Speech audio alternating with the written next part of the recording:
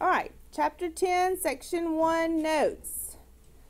Hopefully you all know what 1 squared equals. What is 1 squared, class? 1. 2 squared is? 4. 3 squared? 9. 4 squared? 16. 5 squared? 35. 6 squared? 36. Okay, let's stop right there in case somebody's lost. What are you doing when we say squared? Raise your hand if you know the answer. Emily. You're multiplying it times itself. Times itself. So we're really saying 1 times 1 is 1, 2 times 2 is 4, 5 times 5 is 25, 6 times 6 is 36. So 7 times 7 is? 49. 8 times 8? 60. 9 times 9? 81. 10 squared? 11 times 11? 121. If you are rusty on these, you need to learn these. And then 12 times 12 is 144. All right, over to the left, I want you to write, these are what we call perfect squares. They're perfect. They're easy.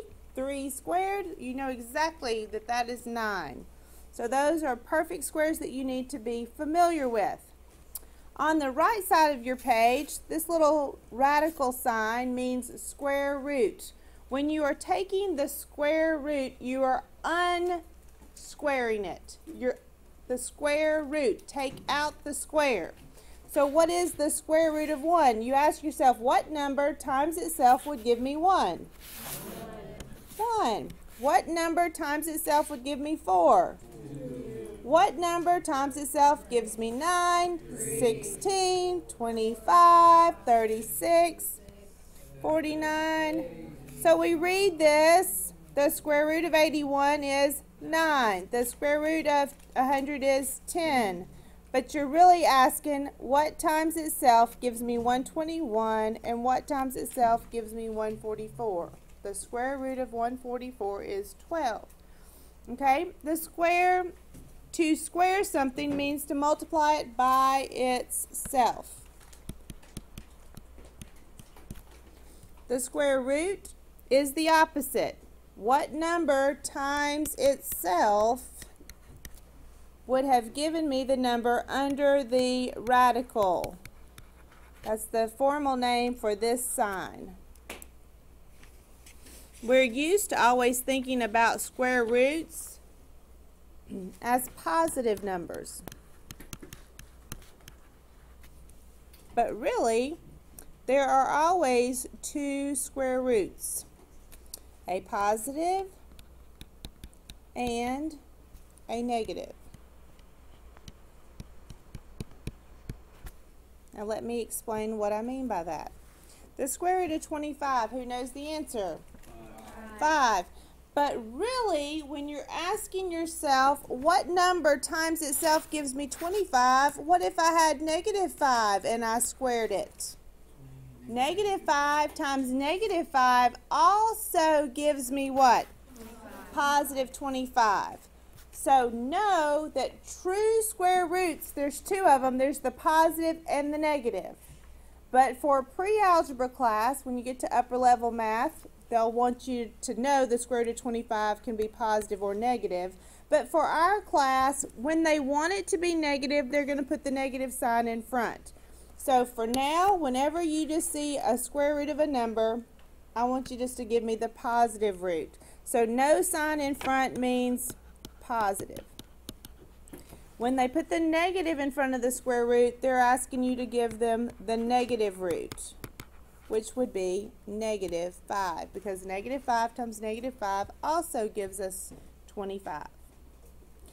And there again, because the square root of 25 truly could be positive or negative, if they want both, they'll put both signs in front. Positive, negative, square root of 25 gives me positive or negative 5. I sort of jumped around there. I didn't write the answer before I wrote both. Let's see if you followed me even though I jumped around. Before I have you try some, what's going to happen right here? What number times itself will give me negative 25? Negative what? 5. Negative 5 times negative 5, we already said, is positive 25. There is not anything times itself that will give you a negative, because whenever you multiply negative times negative, you get positive. So if you said, well, then positive, well, then it's positive. So there's not any answer. So this is no real solution. Whenever the negative is underneath the radical sign, there's no real solution. There's no answer, because no number times itself can be negative. Now, take just a minute to answer the next questions on your own. All right, I hope that you paused the video so that you could take a minute to answer these without me. The square root of 64, class? 8, and they want the positive answer. Negative square root of 121. Hudson, what'd you get? Negative 11. The square root of negative 9. The square root of negative 9. Raise your hand if you know that answer. Rowan. There is no answer. So you can put the null set, no real solution, or put no real solution. And who has the last one that wants to answer? Taylor? I got negative or positive. Okay. Negative or positive? What? 2. Okay. Positive or negative 2 is the positive or negative square root of 4. All right. If a number is not what we called a perfect square. Now that is going to show up on the video. What did I do? Oh my goodness. If a number is not one of the perfect squares that we mentioned at the beginning, I don't know what's happening, but if it's not a perfect square, then you should know that you can estimate by thinking of the nearest perfect square that you know, the nearest one. Let me show you what I mean by that. The square root of 22, I do not know off the top of my head a number times itself that gives me 22. But I do know what number times itself gives me the square root of 16. And I do know what number times itself.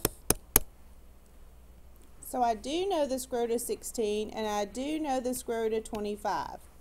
So the square root of 22 is going to be between what? 4 and 5. Which is it going to be closer to, 4 or 5? Class? 5, because the square root of 22 would be only 3 away. Okay, so the square root of 16 is 4.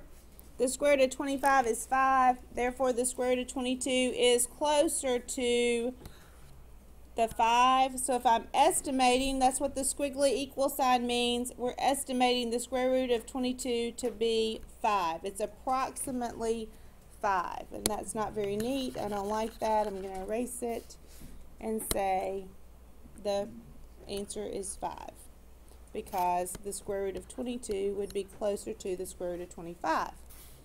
All right, try B without me for a second. Pause the screen.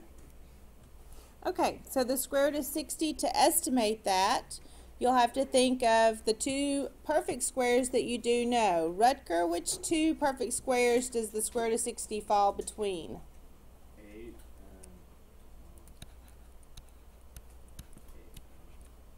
So it would be 7, which is the square root of 49. So the square root of 60, is it closer to the square root of 49 or closer to the square root of 64? So to estimate the answer, we would pick 8. So the square root of 60 is approximately 8. However, you can also find square roots using your calculator. Notice the square root button on your calculator. Most of you have this style of calculator. Now we could go back and look at those 2 answers. Someone on their calculator punched the square root of 22 for me. Pickle, what'd you get? 4.69. Okay, so the calculator gave us 4.69. So our estimate of 5 is very good. All right, someone else do the square root of 60 for me. All right, Pearson, what did you get for the square root of 60? 7.745 Oh, a lot of digits. So let's just stop at 3 digits. So we are correct that 7.745 is closer to 8. Now we see why we had the homework assignment last night, checking to see which one is bigger. Which one is it closer to? It's going to be closer to 8. All right, now let's use our calculator. Everybody, not just the 2 students that called out the answers, everybody get your calculators cranking and see if you can give me the square root to the nearest thousandth. How many decimal places, McKenna, is nearest thousandth? 3. 3. Good, McKenna. You have the square root of 57. Was that what you wanted to call out? Anyone have the square root of 57? Caitlin, you didn't have your calculator going? Morgan. 7.549. All right, 7.549. I disagree with that answer, Morgan. What came after your 9? An 8. So that means to round it, you would say 7.5 what? 50. Nice recovery, Morgan. You just got to look to the digit to the right of your thousandth place and round it up. Yes, ma'am. All right, who can tell me the last answer, class, all together? No solution. Very good. All right, y'all have a happy, whoops, I got to make it red. A happy Heart Day.